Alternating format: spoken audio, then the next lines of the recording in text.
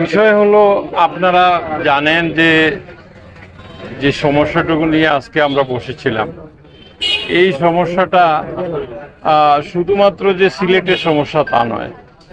তেলের এই ক্রাইসিসটা মধ্যপ্রাচ্যে যুদ্ধ এবং পুরো বিশ্বে ফুয়েলের দাম বাড়িয়েছে এবং ফুয়েল ক্রাইসিস শুরু হয়েছে। আমরা কিন্তু এই বর্তমান গণতান্ত্রিক সরকার যিনি নেতৃত্ব দিচ্ছেন এ দেশের মানুষের ম্যান্ডেটে, দেশের মাননীয় প্রধানমন্ত্রী তারেক রহমান, শত সমস্যা থাকা সত্ত্বেও তিনি তেলের দাম বাড়ান নাই।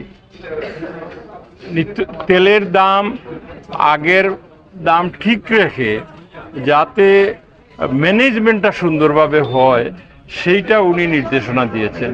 এইটা প্রশাসন কাজ করছে।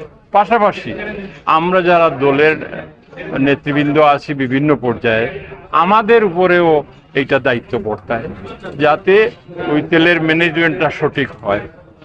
তো গতকালকে ওই ম্যানেজমেন্ট সংক্রান্ত কিছু ঘটনায় পাম্প ওনার, ট্যাঙ্ক লরি, সিএনজি স্টেশন, এই সমস্ত যারা তেল সংশ্লিষ্ট ব্যবসার সাথে জড়িত তারা একটু ক্ষুব্ধ হয়েছিল। তবে আমি বলবো জেলা যে সিটি কর্পোরেশনের প্রশাসক বলেন আর জেলা বিএনপির সভাপতির অবস্থান থেকে বলেন, কালকে রাতে এইভাবে মানুষকে জিম্মি করা এটা সঠিক কাজ হয় নাই, যেনারা করেছেন।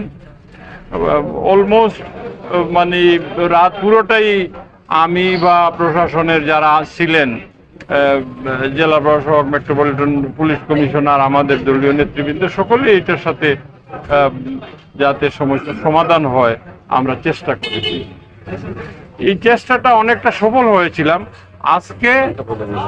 আজকে আমরা আনুষ্ঠানিকভাবে তাদের সমস্যা যেগুলো তারা বলেছে এইগুলো আমরা জেলা প্রশাসক আর অবস্থান থেকে এইটা সমাধানের উদ্যোগ নিয়েছেন এবং তারা যে আন্দোলন কর্মসূচি দিয়েছিল সেই আন্দোলন কর্মসূচি প্রত্যাহার করেছে। আমি সিটি কর্পোরেশন প্রশাসক বা জেলা বিএনপির সভাপতি হিসাবে আমি জেলা প্রশাসনকে ধন্যবাদ জানাই, মেট্রোপলিটন পুলিশকে ধন্যবাদ জানাই। সেই সাথে আমাদের ডাকে সাড়া দিয়ে যে petrol pump owner association, tank lorry association, CNG association, যতগুলো সংগঠন আমাদের ডাকে এসে আমাদের কথা শুনে সমস্যার সমাধান করেছে, তাদেরকেও আমি ধন্যবাদ, কৃতজ্ঞতা জানাই।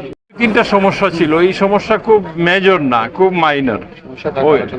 এইটা আলোচনার মধ্যে আমরা সমাধান করে ফেলছি, খুব মেজর কিছু ছিল না। তিনটা সমস্যা ছিল, এই সমস্যা খুব মেজর না, খুব মাইনর।